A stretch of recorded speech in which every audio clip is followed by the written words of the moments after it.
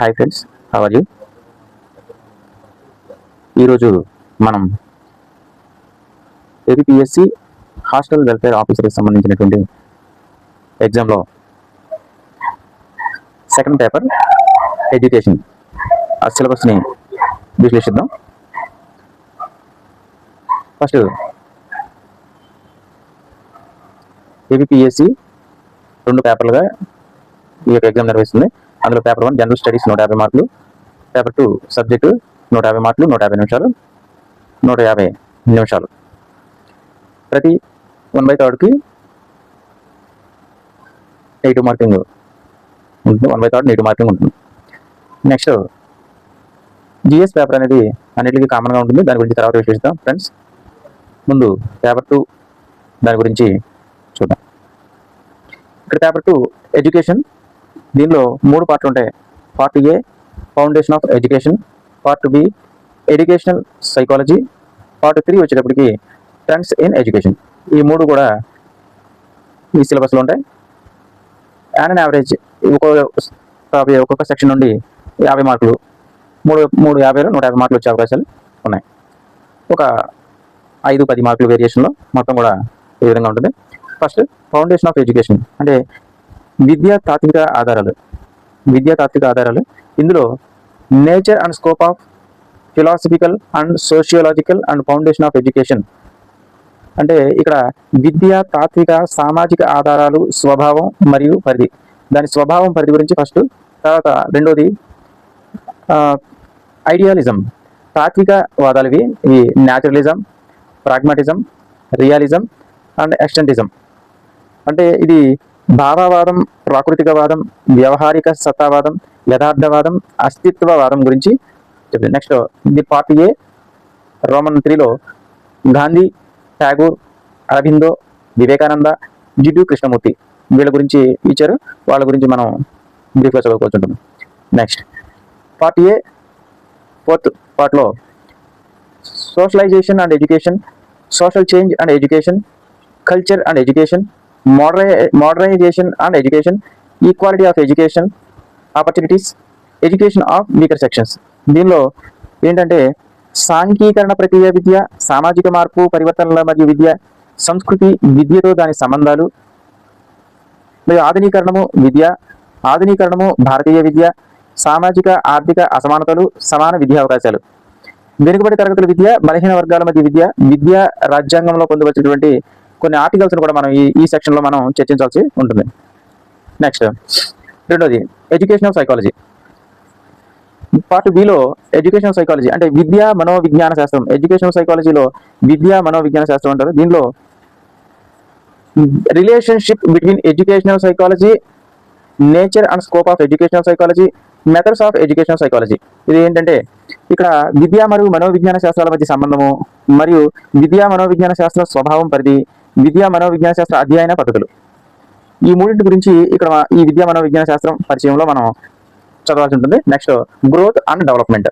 ఈ growth and డెవలప్మెంట్లో principles of growth and development, stages of development, infancy, childhood, adolescence and aspect of development, physical, mental, social and emotional and its educational implementations to classroom teaching and education.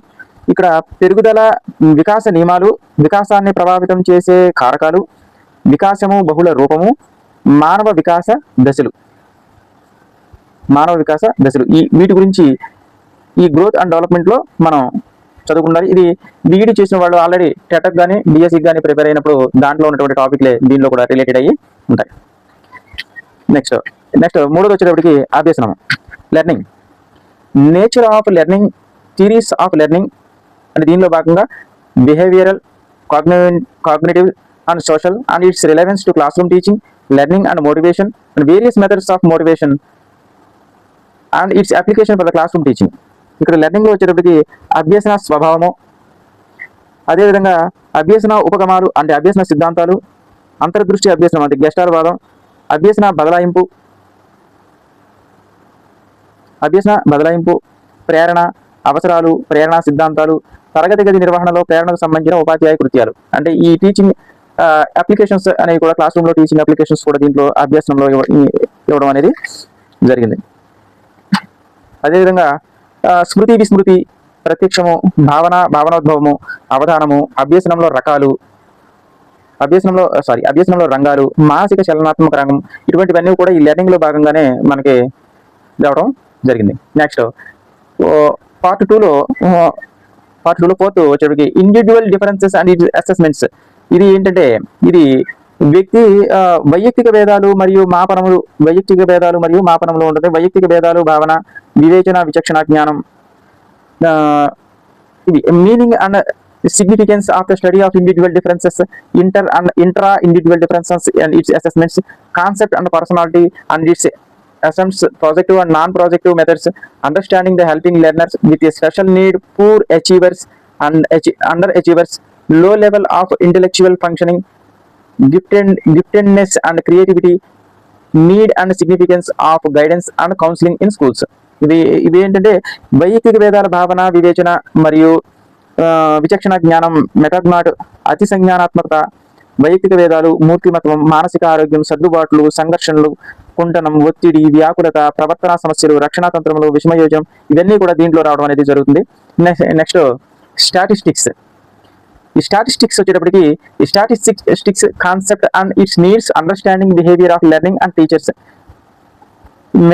Measures of A central tendency and measures of variability, correlation and various methods of compounding relations. అంటే సంఖ్యాశాస్త్రం మరియు కేంద్రీయ ప్రవృత్తిమానాలు, అంకమద్యం, మధ్యగతం, బాహుళకం, విచలనమానాలు, విస్తరణ, కొలతలు, వ్యాప్తి,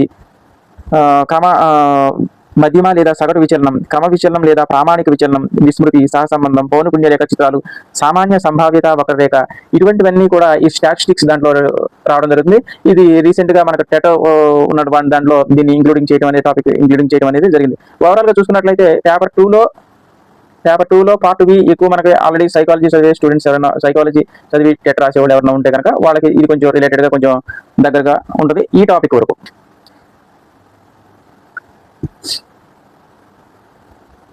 next part C. దీనిలో భాగంగా trends in education, అంటే విద్యలో ధోరణుల గురించి ఇవ్వడం జరిగింది. దీంట్లో అంటే ప్రస్తుతం దీంట్లో universalisation of education significance and constitutional guarantee, problems involved in implementing quality of primary education, minimum level of learning approach. అంటే విద్యా సార్వత్రీకరణ ప్రాముఖ్యత, రాజ్యాంగ హామీ అమల్లో సమస్యలు, ప్రాథమిక విద్యా నాణ్యత, కనీస అభ్యసన స్థాయి విధానం గురించి దీంట్లో పేర్కొనడం జరిగింది. నెక్స్ట్ రెండోది wastage and stagnation in education, meaning, causes, problems and remedial measures. దీనిలో ఏంటంటే విద్యలో వృధా మరియు స్తబ్దత, అర్థం, కారణాలు, సమస్యలు మరియు పరిష్కార మార్గాల గురించి దీనిలో పేర్కొనడం అనేది జరుగుతుంది. నెక్స్ట్ మూడోది adult education and functional literacy, meaning, scope, problems involved and strategies and remedial action. దీనిలో వయోజన విద్య మరియు కార్యాత్మక అక్షరాస్యత, అంటే అర్థం, పరిధి మరియు సమస్య పరిష్కార వ్యవహారం గురించి దీంట్లో చెప్పడం జరుగుతుంది.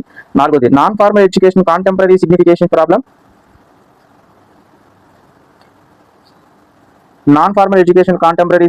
Problems, methodology, motivational aspect and implementation.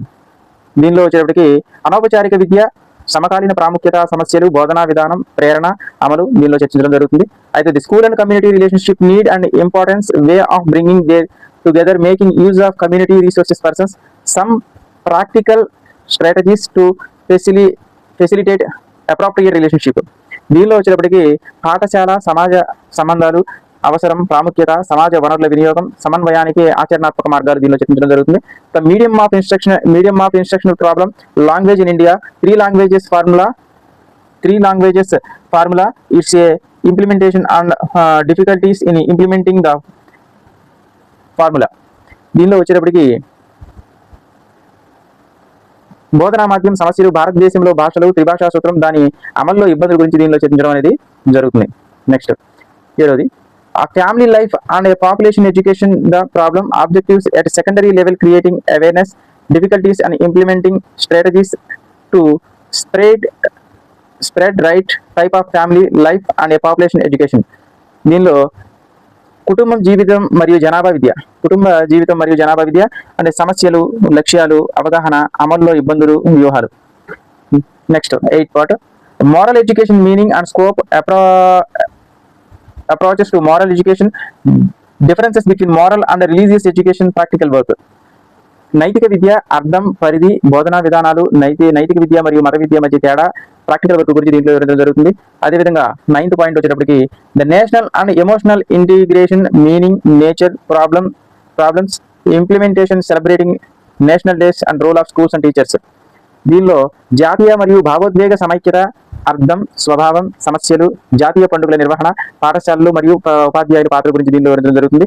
Next 10th the international understanding education for piece, disarmament and coexistence, meaning, nature, significance, developing a broader perspective in the mind students. అంతర్జాతీయ అవగాహన, శాంతి నిరాయుధీకరణ, సహజీవనం కోసం విద్య ప్రాముఖ్యత, విద్యార్థుల్లో విశాల దృక్పథం పెంపొందించడం గురించి ఈ 10వ పాయింట్ మనం చూడాలి. 11th education of the socially and culturally disadvantaged, meaning and significance, problems, equality of opportunities and strategies to implement meaningful program. 11th సామాజిక మరియు సాంస్కృతికంగా వెనుకబడిన వర్గాల విద్య, అర్థం, ప్రాముఖ్యత, సమస్యలు, సమాన అవకాశాలు, అమలు వ్యూహం గురించి దీనిలో చర్చించడం జరుగుతుంది. Lifelong education meaning, need and scope, approach to role of the teachers. జీవితాంత విద్య, అర్థం, అవసరం, పరిధి, విధానం, ఉపాధ్యాయుల పాత్ర గురించి దీనిలో చర్చించడం అనేది జరుగుతుంది. Next 13th teacher educational, pre service and service professional organisation teachers. 13th ఉపాధ్యాయ విద్య, సేవకు ముందు శిక్షణ, సేవలో శిక్షణ, ఉపాధ్యాయ వృత్తి సంస్థలు గురించి దీనిలో చర్చించడం జరుగుతుంది. Next 14th vocational education and vocationalisation of education, అంటే వృత్తి విద్య మరియు విద్య వృత్తీకరణ గురించి 14వ దానిలో చెప్పడం జరుగుతుంది. 5th common entrance examination and centralised admissions into the basic course in ఆంధ్రప్రదేశ్లో కామన్ ఎంట్రన్స్ పరీక్షలు మరియు కేంద్రీకృత ప్రవేశాల గురించి దీనిలో చర్చించడం జరుగుతుంది. Next recommendation of various educational commissions and committees. Next 16th వివిధ విద్యా కమిషన్లు మరియు కమిటీల సిఫార్సుల గురించి దీనిలో వివరించడం జరుగుతుంది. ఓవరాల్ గా చూసినట్లయితే ఈ సిలబస్ అంతా కూడా మనకు హాస్టల్ వెల్ఫేర్ ఆఫీసర్ కి సంబంధించి ఉంటుంది.